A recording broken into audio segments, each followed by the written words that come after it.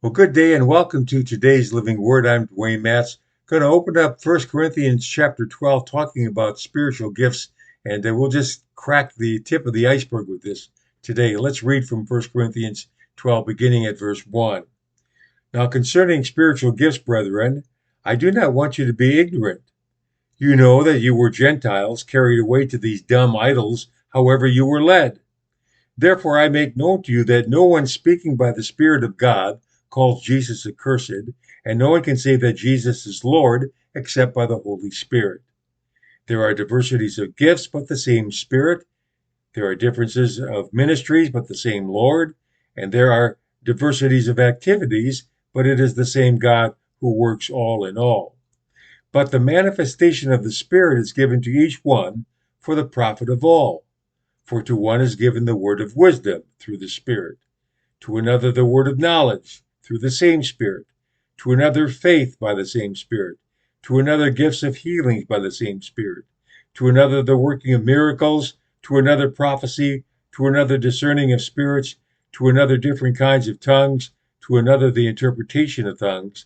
But one and the same Spirit works all these things, distributing to each one individually as he wills. Wow, that's a lot. That's a lot of stuff. What do we make of this stuff in First Corinthians 12 and all this talk about spiritual gifts? These Gentile Corinthians experienced manifestations of the Holy Spirit in ways that are, well, completely foreign to many in our Christian world today. The word manifestation here means exhibition. So these gifts were meant to be proof of the presence of the Holy Spirit in this body of believers. Exhibit A, the word of wisdom. Exhibit B, the word of knowledge. Exhibit C, faith. Exhibit D, gifts of healing. Exhibit E, the works of miracles. Exhibit F, prophecy. Exhibit G, discerning of spirits. Exhibit H, different kinds of tongues. And finally, Exhibit I, the interpretation of tongues. All these things present in this body of believers.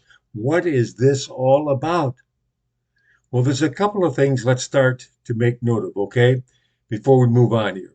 First of all, these manifestations were meant to profit all in this Corinthian church. There would be extraordinary displays of exhibits A through I that would profit or increase the conviction of this body of believers that the living God of the apostles was in their midst. So they would cease to be carried away by their dumb idols. And secondly, these gifts were all distributed by the Holy Spirit himself, distributing to each one individually as he wills, verse 11 tells us.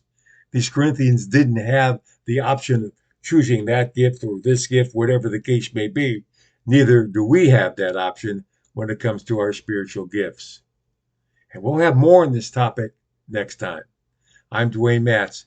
That's today's Living Word.